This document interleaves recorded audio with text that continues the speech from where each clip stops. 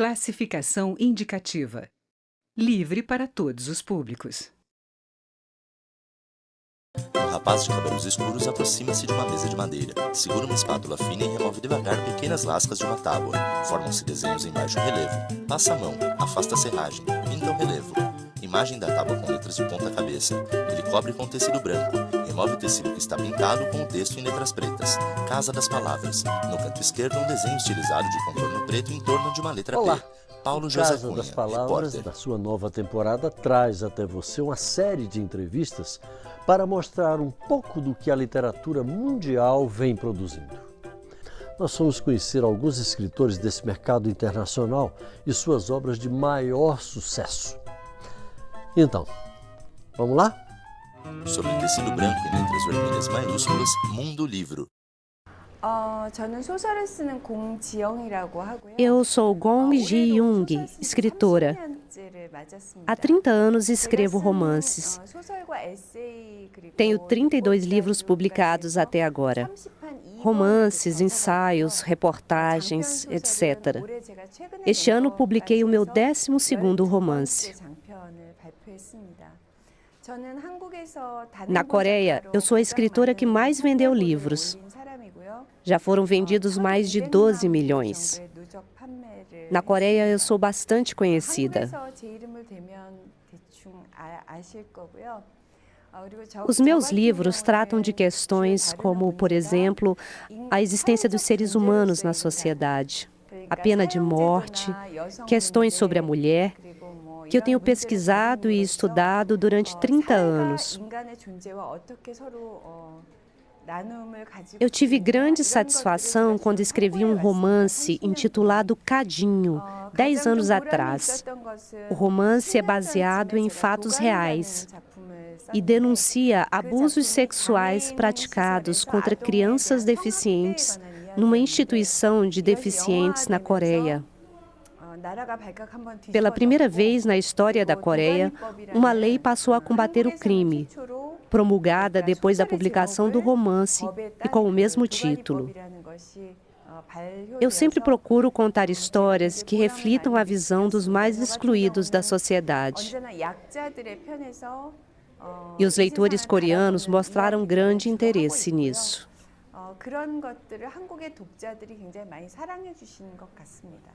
Meu objetivo ao escrever é produzir um livro interessante. Depois da leitura, eu quero que o meu leitor possa ter pelo menos um minutinho de reflexão.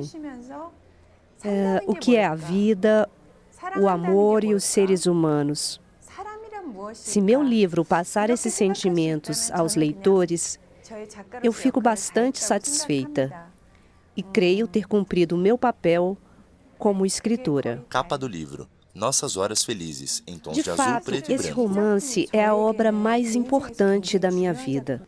Refletindo bem, antes de escrever esse romance, eu estava sofrendo de depressão e era praticamente uma alcoólatra. Todos os dias eu pensava na morte.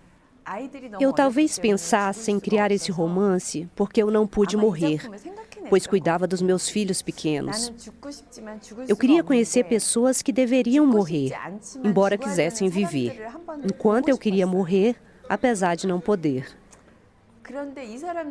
Entretanto, minha vida transformou-se completamente quando conheci os condenados à morte. Antes disso, eu jamais acreditara em seres humanos. Jamais.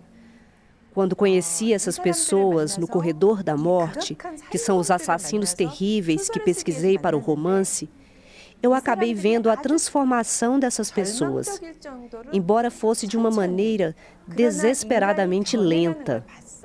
Depois disso, a minha vida mudou completamente. Eu vi uma esperança. Pode ser que aquelas pessoas tenham me transmitido uma esperança. Porém, mais importante do que isso foi encontrar uma chave. Na época, eu não tinha nada. Estava endividada, divorciada, e meus filhos eram muito pequenos. Eu não tinha confiança de que eu poderia ganhar a vida ou escrever romances de novo. Para encontrar os condenados à morte, uma vez por mês eu preparava cafés e lanches, como se fosse uma voluntária bondosa. E o dia todo eu escutava histórias deles. Isso mudou a minha vida. Eu consegui superar a depressão e acabei vendo uma esperança nos seres humanos. Por isso, esse romance tem grande significado para mim. Mão masculina talha madeira, em fundo branco o texto, livro em pauta. Eu gostaria de lhe indicar Deputada uma leitura. Érica Cocai, PT Uma leitura de Distrito um livro Federal. de 1995 chamado Ensaio sobre a Cegueira, de Saramago.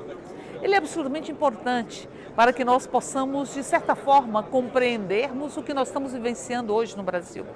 Porque ali Saramago descreve que, de repente, uma névoa, uma cegueira branca, ela atingiu a população de uma localidade, com exceção de uma pessoa. E ali é como se houvesse uma cegueira, a população inteira cega. E ali o que se viu? Que se desabrochou e se mostrou uma série de procedimentos ou uma série de ações que atingem a barbárie. É como se tudo, a justiça social, as relações sociais, impedissem que aquilo viesse à tona. E de repente veio à tona nesta cegueira coletiva. Olá, eu sou o pastor Marco Feliciano, deputado federal pelo estado de São Paulo. Estou aqui para indicar para você um livro, Homo Sapiens. O autor é Noah Harari, que é judeu. Ele dá um breve resumo de toda a criação da humanidade, desde que o homem vem lá dos seus instintos, como diz a ciência, né, de uma ameba até o que o ser humano é hoje. É claro que quem é criacionista vai ter uma outra visão. Fica aqui a indicação. Mãos masculinas removem tecido branco de uma madeira. No tecido em letras pretas, Casa das Palavras. Estamos apresentando. Mãos masculinas removem papel branco de uma madeira. No papel em letras pretas, Casa das Palavras. Logo assim, em letras vermelhas, Olá, voltamos a ele é apresentar. mineiro de Cataguases, Roberto Seabra, filho repórter. de um pai pipoqueiro e de uma mãe lavadora de roupa.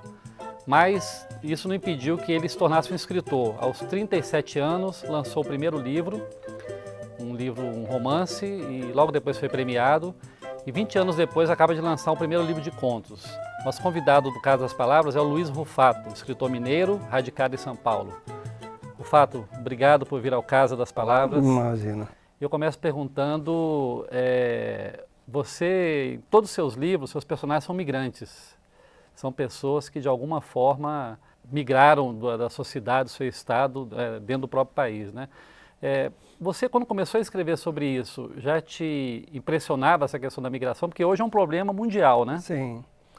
Na verdade, era um tema muito caro a mim, porque assim, a minha família é imigrante, né? Meus avós vieram da Itália, do Vêneto, para o interior de Minas, e eles tiveram No rodapé um esquerdo, em letras percurso brancas e entre entre chaves, as cidades Luiz Rufato, onde eles vieram, que é escritor. Frial, até eles chegarem a uma cidade onde a minha mãe nasceu, que é Rodeiro. E depois minha mãe mudou de Rodeiro com meu pai, eles se casaram e mudaram para Cataguases, e eu mudei para São Paulo. Então, na verdade, eu sempre brinco que nós não somos imigrantes, nós somos migrando ainda, né? Porque não paramos de migrar, né? E então esse tema já era caro, e colocá-lo na literatura, para mim, foi uma coisa relativamente, óbvia para mim, né? Era meio natural que eu fizesse isso. A grande dificuldade, na verdade, foi transformar esse tema em literatura, né? Porque as ideias são ideias, mas literatura é outra coisa, né? Eles eram muitos cavalos, você Roberto pega um fala livro. da população ali de São Paulo, né? Os Sim. moradores de São Paulo, né?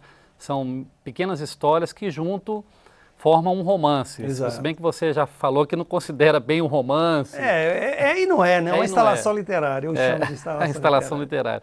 Inferno Provisório já é um pouco diferente. Você fala da classe do proletariado brasileiro, né? Exibe a capa do Como é que livro, você Inferno Provisório, analisa de Luiz hoje Rufato. esse percurso que você fez? Falar dos migrantes em São Paulo, das pessoas comuns, e falar da história do proletariado brasileiro. Assim, isso é um projeto literário que você está construindo? Na verdade, isso quando eu porque eu nasci em Cataguases, né, uma pequena cidade do interior de Minas, e fui estudar em Juiz de Fora.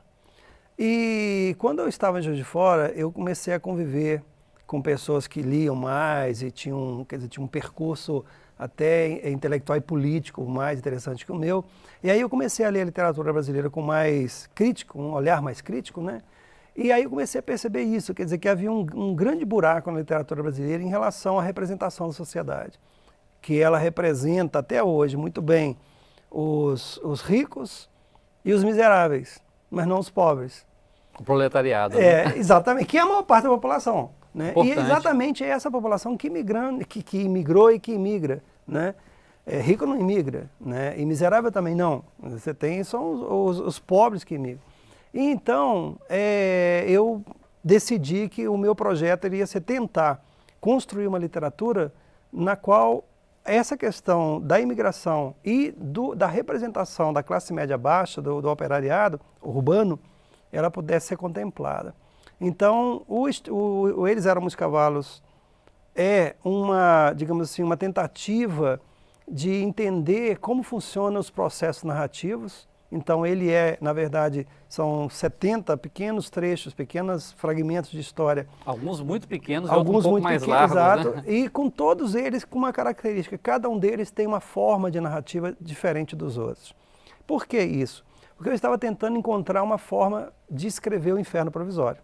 Né? Ou seja, qual era a linguagem adequada, a forma adequada para tentar representar esse operariado urbano, essa classe média baixa urbana.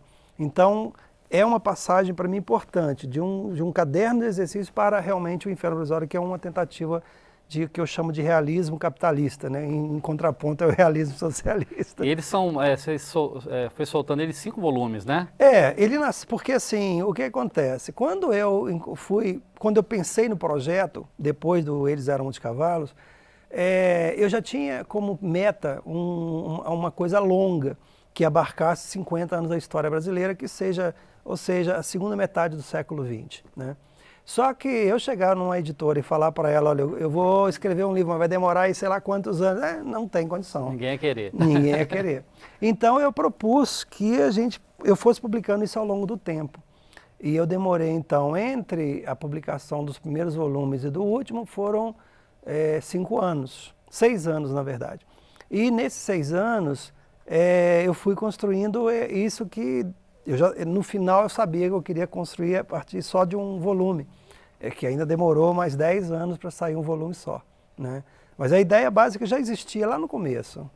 Você um discurso que você fez lá em Frankfurt, na Alemanha, né, que está na internet, quem quiser pode assistir, um discurso que você fez lá durante uma feira, né, Isso. De livros, você falou que escrever para você é compromisso. Sim. Né? Compromisso com quem exatamente, Rufato? Na verdade, nem é com quem, é com o quê. O compromisso é com a verdade da literatura. E o que eu quero dizer com isso? É que a literatura, ela tem o que me interessa na literatura é que a literatura é um discurso literário que ela abrange todos os outros discursos. Então, dentro do discurso literário, você vai encontrar o discurso político, o discurso psicanalítico, o discurso sociológico, antropológico, jornalístico, etc. Mas, com essa característica, ele nunca pode ser um discurso só.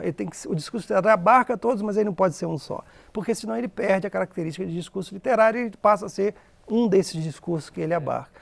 Os Sertões, por exemplo, do Cleiton da Cunha, você tem lá o discurso jornalístico, tem o sociológico, tem o geógrafo, antropológico. Exato. E aí, mas dentro do discurso literário, ou seja, o discurso literário abarca tudo. Então, e o discurso literário, para mim, ele tem uma outra vantagem, que ele tenta encontrar não a verdade, que a verdade não existe, mas uma verdade, que é a verdade do texto, a verdade daquilo que você quer passar para o leitor. Esse compromisso... Essa verdade é meio sem controle também, né? Completamente sem controle. Ele tem que ser sem controle. O leitor é que vai encontrar aquela verdade, exatamente. Né? E veja bem, ele vai encontrar essa verdade várias vezes ao longo da sua vida. Porque, por exemplo, quando você lê um livro, aquela verdade que você encontra naquele livro num determinado momento é diferente da verdade que você vai encontrar em outro momento. Por quê? Porque você mudou. O livro não mudou, mas você mudou. Então, assim, o meu compromisso, e quando eu falo literatura é compromisso, é isso, é um compromisso com uma verdade. É de você ter um pacto com o leitor, e esse pacto não pode ser quebrado. Né? E eu acho que talvez o que me interesse, sempre me interessou e me interessa cada vez mais na literatura, é exatamente a construção de um discurso. Né? E esse discurso, para mim, ele é um discurso que é um discurso que só tem validade no momento em que o leitor abre o livro, lê e transforma aquilo ali em alguma coisa viva. Quem leu os seus livros, né, e principalmente eu achei isso em Ele Era os Muito Cavalos, né, que é um título sonoro, né, que eu comprei por causa do título, esse livro, Eles Eram Muitos Cavalos, eu achei estranho. Depois eu descobri que é um verso da Cecília Meirelles, né? Exato. Como é que surgiu a ideia desse livro e por que esse título, Eles Eram Muitos Cavalos? Então, o livro ele surge de uma necessidade minha de encontrar um caminho para escrever o Inferno Provisório. Ou seja, eu tinha um tema, eu sabia exatamente como tratar desse tema, mas eu não sabia qual era a maneira correta quer dizer, que tipo de discurso poderia advir desse projeto. E eu fiquei anos tentando encontrar uma saída. E a saída foi uma coisa meio óbvia para mim, naquele momento não era, mas hoje é, que eu estava tentando encontrar materialidade na realidade, quando na verdade a realidade é imaterial.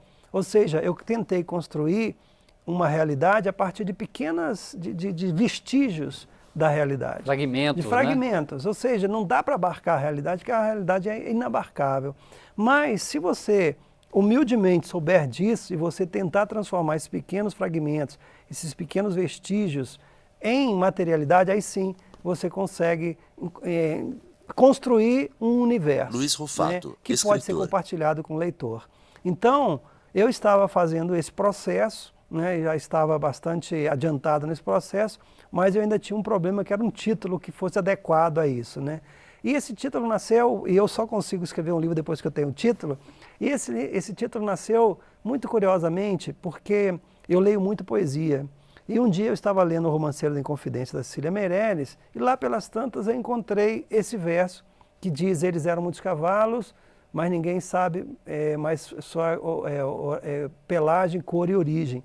E eu falei exatamente os personagens que eu quero tratar, são exatamente esses personagens. E aí então o título foi... Pessoas de diversas cores. Diversas cores, pelagens e origens. São os personagens que estão exatamente no livro e que de alguma maneira me deu a chave para a construção do Inferno Provisório. E dos outros livros todos, na verdade. A sua infância foi muito interessante, assim, até do ponto de vista de formação do escritor, né? Você teve uma família, seu pai era pipoqueiro, sua mãe era lavadora de roupa, né? Você trabalhou desde cedo, Sim. né? Isso, de certa forma, foi importante para formar o seu jeito de ser, o seu jeito de olhar o Sim. mundo, né? Fala um pouco para a gente sobre isso. Na verdade, essas coisas, assim, claro que não são intencionais, eu imagino, nem tinha ideia, nem sabia que era ser escritor e nem sabia que era escrever literatura. Mas eu acho que essas coisas acabam tem um tanto de mistério nisso, né? Porque, assim, as primeiras, eu tenho uma memória, assim, absolutamente incrível, até ruim, porque eu lembro daquilo que eu não queria lembrar também. Mas eu me lembro de coisas assim, que aconteceram quando eu tinha uns 3 anos, mais ou menos. A minha irmã fica abismada de eu lembrar coisas assim que ela só lembra porque eu falo para ela, né? E assim, as primeiras imagens que eu tenho da minha vida são eu, criança, lá em Rodeiro, na pequena colônia italiana que tinha lá, me enfiado debaixo da mesa, ouvindo os adultos conversarem à noite, depois do trabalho.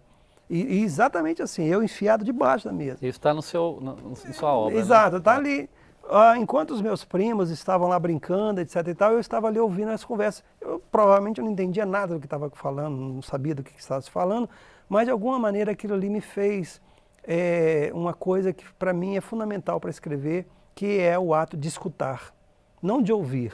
Ouvir você ouve, mas de escutar, ou seja, de parar para ouvir, para entender o que a outra pessoa está falando. Aquela escritora ucraniana, Svetlana, ela fala que ela é uma orelha humana, né? Exato. Se comparando ao Flaubert, que era uma caneta humana. Pois é. Ela é isso. Ela diz que é uma orelha humana. Você é mais ou menos isso também, uma orelha humana. É assim, é escutar, ter a humildade de saber que você você não é dono da história que você está escrevendo, né? O dono da história que você está escrevendo é aquela pessoa que contou aquela história para você e às vezes sem saber que ela está contando uma história para você.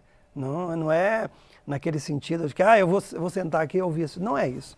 É que você às vezes está passando na rua e às vezes é uma frase que você ouve E aquilo ali tem um sentido que vai despertar outras coisas e que vai se transformar numa história.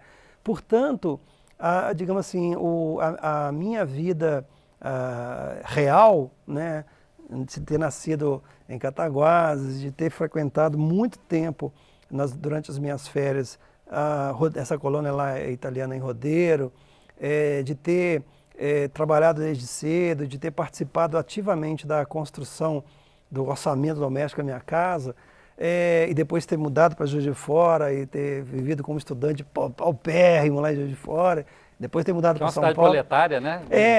Ela tinha uma indústria, fábricas, sim, né? Uma indústria muito forte, a indústria têxtil, como Cataguases também teve, ainda tem um pouco, mas de qualquer maneira, quer dizer, toda essa trajetória serviu para eu poder entender um pouco melhor o mundo a partir de um olhar, porque essa que é a questão, né? A partir de um olhar de quem estava sempre vendo as coisas de baixo da mesa para cima, né? Então isso certamente foi fundamental para a construção da minha visão de mundo. Você, não sei se eu vou estar usando o termo certo, você é um pouco um militante também da questão da causa literária, da literatura, né? Você vai a feiras, representou o Brasil em eventos, né? E nós estamos numa casa de leis, né? Onde se decidem as leis do Brasil. O que você falaria para quem está nos escutando, os nossos telespectadores, ou mesmo parlamentares, né? O que o Brasil precisa hoje para tentar sair desse grau hoje aí de indigência quase, né, educacional e cultural e chegar em algum lugar? Porque eu acho que nós estamos no programa de livros, acho que a questão da leitura é fundamental se a gente quiser melhorar o país, você concorda? Assim, para mim, eu antigamente, quando eu era jovem, eu tinha uma pauta enorme de reivindicações para os políticos. Eu tenho uma, que é educação. Mas não é educação, nós estamos dando educação para todo mundo, não é essa a questão. É educação para a cidadania, ou seja, uma educação de qualidade, né? Porque o fato de você colocar todas as crianças na escola é importantíssimo, é um passo avante, sem dúvida, mas não basta, nós temos que ter educação de qualidade. E, além dessa educação de qualidade para formar leitores, nós tínhamos que ter uma legislação que privilegiasse a cultura, mas não uma legislação que hoje é assim, outra amanhã é assado, uma legislação perene, né, que pudesse dar... Projeto de Estado, né, para a educação. Exatamente, né? Uma política de Estado. Mais ou menos como a educação virou, assim, essa questão da universalização foi possível porque houve uma continuidade, sim, né? Exato. Embora a educação seja péssima, mas o simples fato de ser universalizada já é um avanço imenso. E na questão da cultura seria mais ou menos isso, quer dizer, nós temos uma política de Estado dedicada ao livro e à leitura. Quer dizer, uma política realmente perene, que fosse duradoura e que nós pudéssemos saber exatamente como que você se encaixa nessa política, né? Hoje nós não temos, infelizmente. Então, um ponto único de pauta, educação de qualidade. Educação de qualidade seria a única reivindicação que eu faria, porque o resto tudo se transforma se você tem educação de qualidade. Tudo. Espero que os nossos candidatos escutem nosso programa aqui. Eu também espero, eu desejo. Ô, Rufato, para encerrar a entrevista, estamos chegando ao final já. Eu queria que você falasse um pouco desse livro que você está lançando esse ano, um livro de contos, né? Sim. Claro que essa questão o que você escreve, é conto, é romance, é crônica, eu sei que isso aí está meio embaçado, assim, você não tem muito essa... Mas é um livro de contos, pelo menos ele é chamado assim. Esse é de contos mesmo. Conta pra gente o nome, fala do nome do livro e o que é esse livro novo. O livro é A Cidade Dorme e é uma coletânea de textos que eu vim publicando desde 2001. Né? São textos que ao longo desses anos todos, claro, eles foram mexidos para publicação. E ele tem um conceito, que eles saem sempre, um conceito espacial, eles saem de Cataguases, década de 50, Luiz Rufato, 60, escritor. e vão até um lugar inespecífico e também um temporal, né, que ele vai, a trajetória dele passa pela ditadura militar, passa pelo nosso mundo contemporâneo e chega também num tempo vago e inespecífico. Então é um livro que tenta abarcar a partir de uma temática de deslocamentos, né, abarcar esse tempo e esse espaço. Você achou mais difícil escrever livro de contos? Que o Garcia Marques falava que achava difícil contos, porque cada conto era praticamente o início de um romance, daria uma história. São gêneros diferentes, né? Eu acho que quando eu me proponho a escrever uma história que eu sei que vai ser um conto, ela tem quer dizer, a minha aproximação com ela é diferente de quando eu vou escrever uma história que eu sei que é um romance, né? Mas o mais difícil mesmo não é conto e nem romance, é poesia. Pois, eu ia te perguntar isso agora, você é mineiro, é da terra de grandes poetas, né? Você já tentou a poesia alguma Então, eu vez? até publiquei um livro em 2002 chamado As Máscaras Singulares, que é um livro de poemas, e eventualmente eu cometo poemas, mas esse não me considero poeta de forma alguma. Para mim, ser o poeta realmente é um outro nível, eu tenho uma reverência profunda, porque é um gênero para mim assim. Você lê muita dificílimo. poesia, né? Eu sou leitor privilegiadamente de poesia. E O depois de prosa. Milton Ratum fala que a poesia você não pode errar, né? Não. No romance, você pode ter um... O conto também não. Não, O romance né? É você verdade. pode dar uma enrolada ali, mas É no verdade. conto... O conto ele é muito sucinto, ele não pode... Ou você faz um bom conto ou um mau conto. O romance você pode fazer um romance mais ou menos, um conto não. E o poema então nem se fala. E a poesia parece que está cada dia mais difícil você encontrar algo novo na poesia, apesar da poesia ser talvez a das artes a mais rica, Sim. mas está mais difícil, né, Rufato? Sim. Você não acha? Eu acho estranho, inclusive, porque assim, a poesia deveria ser ter um lugar privilegiado nas pessoas. Na educação, inclusive, né? Sim, mas infelizmente o poeta no Brasil, ser poeta no Brasil é quase não ser absolutamente nada, né? Porque não tem nenhuma visibilidade. As dificuldades do mercado editorial, se para um prosador já são inúmeras, para o poeta então são piores ainda, né? Se a literatura fosse sociedade, os poetas seriam um morador de rua, né? Com certeza seria um morador de rua, e aqueles moradores de rua assim, que já tem gerações, já pertencem a uma geração inteira de moradores de rua, né? Infelizmente. Luiz Rufato, obrigado por vir ao Casa das Palavras. Eu que agradeço. Tá? Sucesso aí na divulgação do seu trabalho. Muito obrigado. E na sua militância em prol da leitura e da educação. Precisa. O nosso programa termina aqui. Escreva pra gente. O nosso e-mail de contato é casadaspalavras@câmara.leg.br ou então ligue 0800 619 619. É de graça. Se você quiser ver este e outros programas, entre no nosso endereço eletrônico câmara.leg.br/Casa das Palavras. Obrigado pela audiência, boas leituras e até a próxima. Seguem na tela os créditos finais.